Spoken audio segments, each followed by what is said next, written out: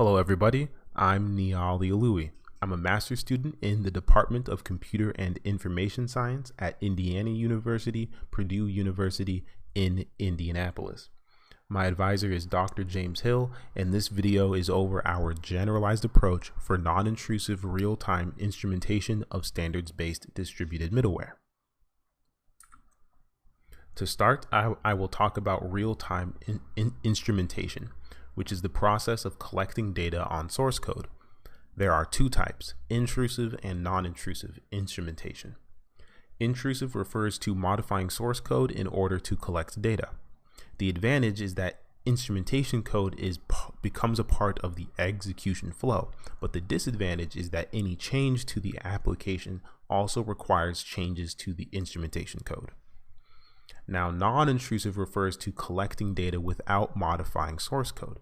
An example of this is dynamic binary instrumentation, or DBI, which is where data is collected by analyzing binary files. A popular DBI framework is in Intel's PIN. The advantage to this is that stakeholders can delay instrumentation decisions to later in the development lifecycle. But the disadvantage is that it can introduce more overhead.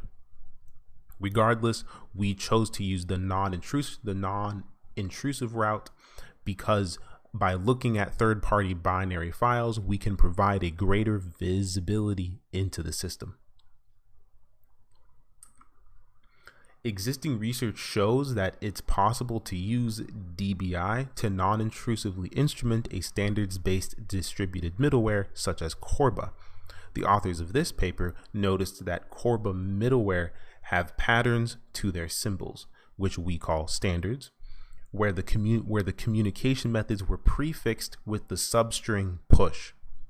Using that observation, they used DBI to automatically detect at runtime information related to those methods, such as the parameter types and argument values. This led us to ask the following questions. Can you use the same approach to instrument other distributed middleware, such as the Data Distribution Service, or DDS, which uses the Publisher-Subscriber Communication Model, and G Remote Procedure Call, or GRPC, which uses the Remote Procedure Call model? If so, can the solution approach be generalized so you can easily instrument other distributed middleware? Now, many people have written implementations to DDS, but the implementation we use is Open DDS because it is open source and updated frequently.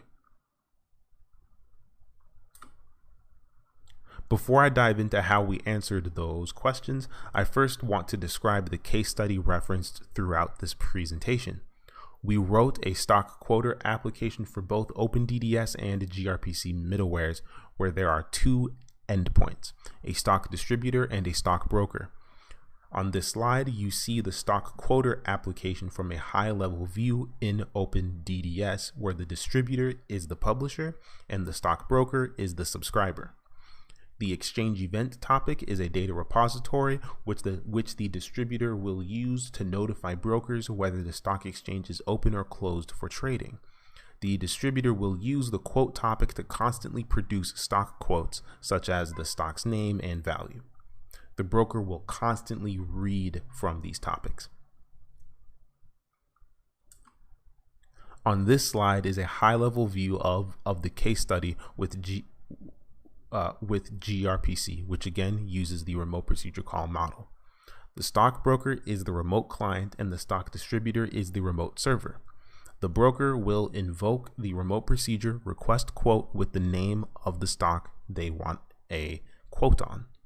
The stock distributor will look up the relevant information and return a quote as the stock quote reply object.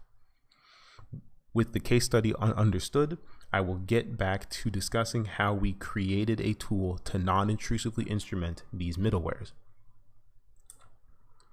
There are two challenges to creating this tool. First, we will need to automatically determine whether the middleware is publisher subscriber with OpenDDS or remote procedure call with gRPC. Second, we need to identify places to insert instrumentation code. I'll start with generalizing distributed architecture, of which there are two approaches we could take. The first approach is to hard code the individual middlewares and the necessary instrumentation code into our tool. The advantage to this is that the monitor will always be configured for that specific middleware. However, the disadvantage is that the monitor will only work for that middleware. If the user must modify the instrumentation code to switch middleware, which is an error-prone and time-consuming process. The second approach is to use software adapters and configuration files. The advantage to this is that the user can specify the middleware as a configuration file option at runtime. The disadvantage, though, is that the middleware decision making is done at runtime, which can impact performance. Regardless, we chose approach 2 because it increases the portability and the user will not have to modify instrumentation code. This addresses our first challenge in generalizing distributed architecture. Our second challenge is discovering places to instrument code, which we address by looking at the interfaces for both middlewares. In the DDS specification, there is only one method for producing data, the write method. Thus, in OpenDDS, there is a write method for both the quote topic and the exchange event topic. We simply represent this communication method as a substring seen on the right side. When it comes to consuming data, there are multiple methods in the DDS specification. Those methods, however, are prefixed with the substring take underscore, which we generalize into a regular expression you see to the right. Using these strings and regular expressions, our tool will parse through binary files and collect data whenever it encounters these communication methods.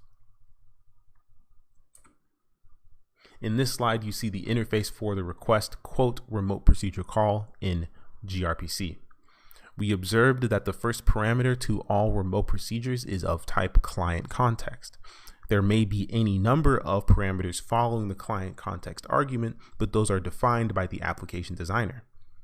We generalize this pattern into a regular expression you see to the right, which our tool will use as it parses through binary files and collects data whenever it encounters the request quote procedure.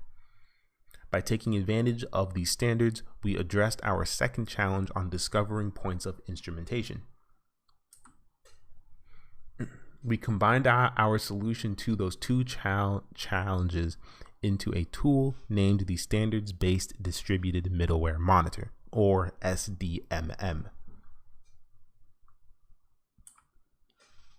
Next, we still have to evaluate our tool. Specifically, we want to know if SDMM successfully instruments distributed middleware that follow standard conventions, and what is the performance impact on an application. So let's look at a sample of the output. What we see is that SDMM can detect the communication methods from each middleware, such as the write and take next sample methods from DDS and the request quote procedure from GRPC. Our tool also identifies the parameter types to each method, the method owner, that is the object which the method was invoked from, as well as the number of times the method was called. This tells us that SDMM does instrument standards-based distributed middleware. Next, let's look at the performance impact. For each middleware, we conducted 2 experiments, where the stock quoter application was run for 12 and 24 hours. We determined the performance impact by dividing the time it takes to collect data over the total runtime. That result is shown in parentheses as percent values.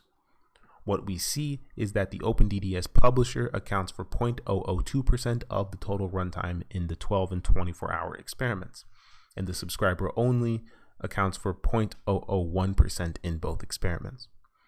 For GRPC, we did not instrument the stock distributor because all the data can come from the broker.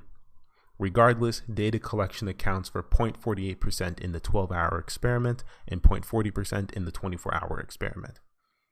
Since data collection takes less than 1% of total runtime, we believe that SDMM has a negligible impact on performance.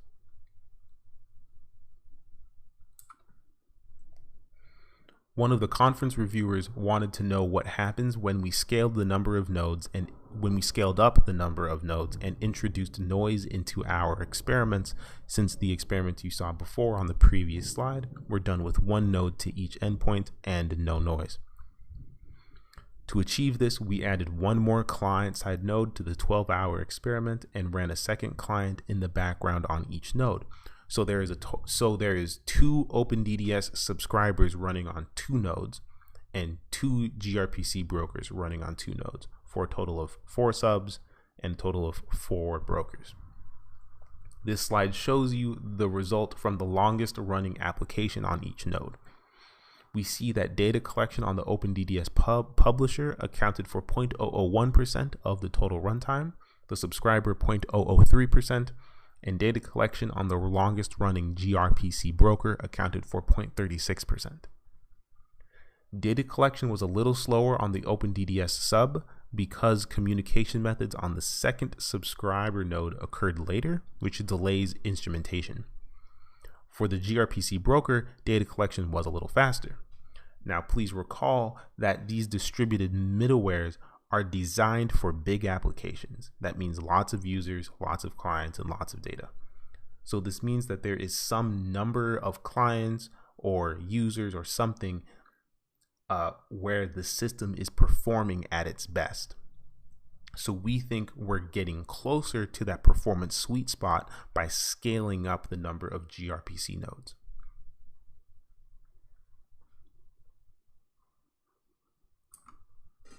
Several slides ago, I discussed our 2 approaches to generalized distributed middleware, where we would either hard code the middleware into our tool, that is approach 1, or use configuration files, that is approach 2. We wanted to compare the data collection time for both approaches by running experiments for 1 hour apiece.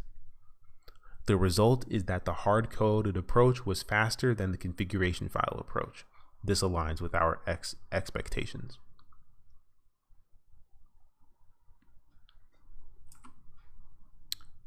In conclusion, we defined an approach to represent any distributed middleware in a configuration file and object composition. We created a framework that collects information at runtime without knowledge about those distributed middleware beforehand, and we generalize standards in communication methods into regular expressions. The future work for this project involves improving instrumentation to capture the values passed into methods and not just the parameter data types and method names. We also want to improve the ability to control where instrumentation occurs by allowing the user to select which methods are instrumented. This will hopefully reduce instrumentation overhead even more. And then, of course, we want to support more distributed middleware. Thank you for listening to my talk and watching my video. Real quick, I want to give a shout out to the Australian Defence Science and Technology Group who sponsored this research.